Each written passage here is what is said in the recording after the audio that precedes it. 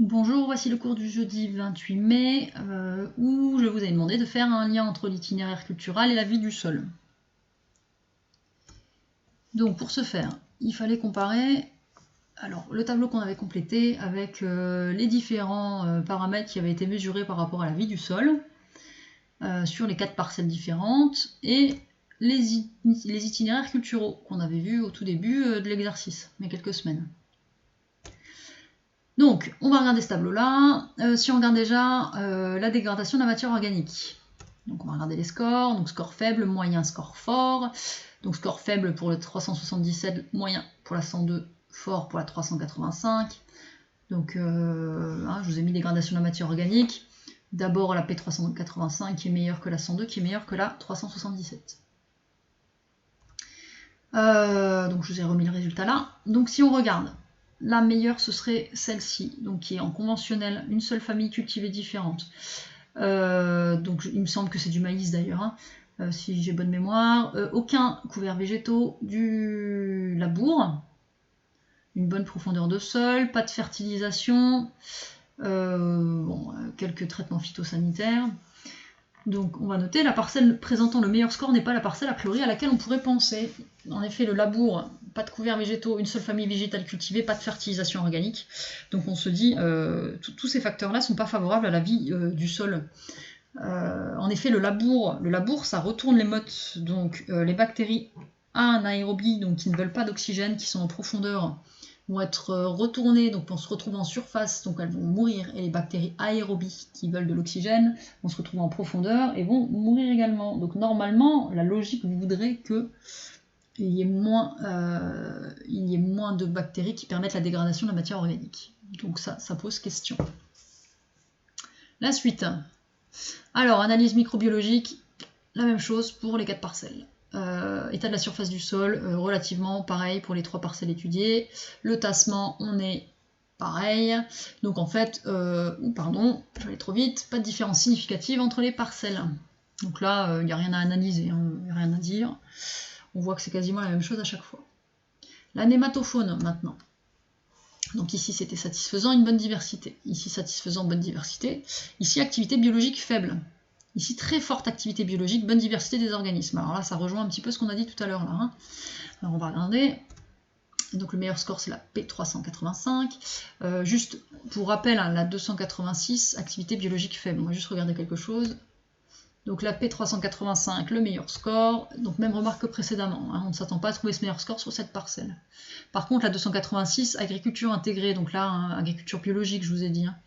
Donc là, c'est particulier, hein, 3 familles cultivées, il y a quand même un couvert végétal, bon, il y a malgré tout du labour. Cette parcelle est la moins bien notée sur ce score-là, quoi. Mais là, pareil, hein, ça ne veut pas dire que le bio ne fonctionne pas bien. Hein. Ça veut juste dire que cette parcelle-là n'est pas significatif par rapport à ce facteur-là. Ensuite, on avait la voie de décomposition de la matière organique. Donc les scores. On avait un meilleur score au niveau des compositions bactériennes pour la 385, des scores assez élevés pour la 377 et la 286, et un score relativement équilibré pour la 102. Donc autant de champignons, on va dire, que de bactéries. Donc si on regarde, donc enrichissage bactérienne plus importante chez P385, cependant P377 et P286 sont assez proches au niveau des résultats, et 102 et la parcelle montrant un score plus équilibré. Donc si on regarde, donc ça c'était ce qui était noté, hein, si on regarde, hein, la 102 qui a un score assez équilibré, elle a une technique culturelle sans labour, avec un type de végétaux, enfin type de couvert complexe. Ce qui pourrait expliquer la présence de champignons notamment. Enfin en même temps, ceci dit, enfin de richesse fongique, hein, c'est donc des champignons. Ceci dit, ici on a un semi-direct, donc il pourrait y avoir aussi des champignons présents, hein, or c'est pas le cas. Donc là, les techniques, clairement, elles ne montrent pas un lien entre la technique et la richesse, les voies de décomposition, pardon. Donc on peut se poser la question quand même, hein, peut-être que le TCS et les couverts végétaux complexes permettent cet équilibre, mais vraiment pas sûr du tout. Enfin, les lombriques. Donc au niveau de l'abondance, c'est la 102 qui est la plus individu. Au niveau de la biomasse, c'est la 377, mais surtout, là il y a peu d'épigés, là il y a quantité moyenne d'anestiques et peu d'épigés, et là il y a que des endogés. Donc, hop, voilà ce qu'on a noté. Donc comment on pourrait l'expliquer? Peut-être que TCS et couvert végétal permettent une abondance plus élevée de verre, hein, parce qu'on voit bien que c'est la 102 où il y a le plus de verre, donc peut-être que ça favorise la présence de verre. Donc vous voyez, on ne peut pas tirer de conclusion par rapport à cette étude-là. Alors ce qui est intéressant, c'est que ça vous a permis de voir différentes techniques, même si on les avait vues, enfin si on avait pu les voir en direct, ça aurait été mieux, mais ça vous a permis de toucher du doigt ces différentes techniques. Mais pour avoir des résultats significatifs et des statistiques qui puissent être vraiment exploitables, il faudrait vraiment que tous ces facteurs soient étudiés dans des conditions de laboratoire, c'est-à-dire sous le même climat, même type de sol, avec différentes répétitions et avec un travail du sol vraiment très précis. Là, ces échantillons, ils ont été prélevés chez des agriculteurs qui travaillent habituellement. Ils n'ont pas pris de précautions particulières sur les parcelles sur lesquelles il y avait des échantillons qui ont été prélevés. Donc c'est vraiment un exercice qui est intéressant parce que ça permet de récupérer des données, ça permet de faire une cartographie, un état de la santé des sols, mais ça ne nous permet pas de tirer des conclusions. Donc on va noter ça en conclusion justement.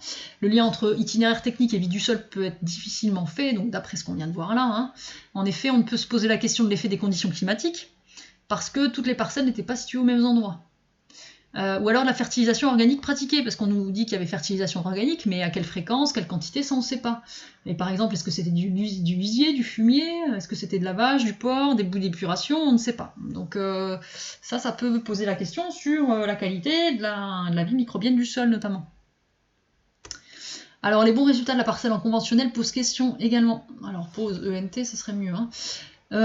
En effet, les études en conditions de laboratoire montrent que le travail du sol et les rotations ont une influence sur la vie du sol. Donc moins on travaille le sol et plus il y a de végétaux dans la rotation, hein, donc plus la rotation est diversifiée, plus votre sol va être diversifié également. Donc je vous ai mis 2 articles sur Pronote, donc je vous invite à les lire juste pour réfléchir. Hein, tout ça c'est pas noté, hein, c'est juste pour vous ouvrir un petit peu à la question. Alors si vous vous rappelez, hein, moi je vous l'avais déjà répété en pluri, il n'y a pas de bonne ou de mauvaise technique hein, quand on exploite une parcelle. La meilleure technique, c'est celle que vous pensez être la meilleure. Alors après, celle que vous pensez être la meilleure, il ne faut pas dire je pense que c'est la meilleure parce que mon voisin fait pareil. C'est celle que vous pensez être la meilleure parce que vous vous êtes posé la question, vous avez discuté pourquoi pas avec des techniciens, pourquoi pas avec des autres agriculteurs, et que vous avez cherché à comprendre. Voilà, c'est ça la meilleure technique. Et la technique, elle sera forcément, si vous avez bien réfléchi à la question, elle sera forcément adaptée à votre sol, à votre culture, à vos habitudes de travail également, hein, si vous aimez être beaucoup en tracteur ou si ça vous importe peu, si vous voulez faire des économies de carburant ou pas, enfin bref. Voilà, donc pensez-y, il n'y a pas de bonne ou de mauvaise technique, hein, tant que vous faites les choses par rapport à ce que vous pensez être le meilleur et que vous avez bien réfléchi à la question, et ben ça sera très bien. Donc, alors je vous dis à bientôt. Enfin, à bientôt, j'espère qu'on se reverra pour la remise des diplômes. J'espère que vous serez nombreux à l'avoir eu, votre diplôme. J'espère, malgré tout, ne pas vous revoir à la rentrée. C'est pas que je vous aime pas, mais je préfère que vous ayez votre bac. Et puis voilà, et puis on s'arrête là, hein, on fera plus d'autres cours. Bonne continuation à vous, et puis bonne soirée, bonnes vacances. À bientôt. Au revoir. Oula.